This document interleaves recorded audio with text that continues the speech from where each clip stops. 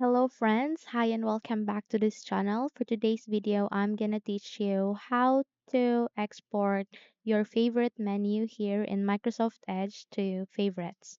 Okay, for instance, you can no longer access Microsoft Edge since the system is not working and you are worrying that your favorite will go to junk. Well, you're wrong because today I'm gonna teach you how to save that.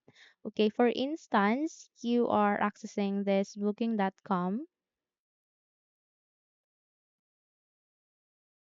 and you want to access this still even if you're no longer using Microsoft Edge. So all you have to do is you need to click the star icon here and then click the three dots to see more options and then go to export favorites.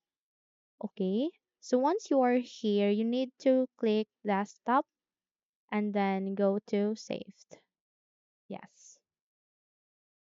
Okay, let's minimize this. Okay, so as you can see here, it has this favorite in our desktop screen.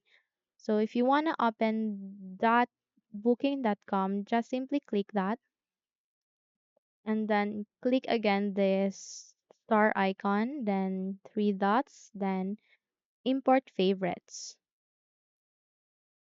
Okay, so once done, you just have to click this import to import the favorites. Okay, just click that import.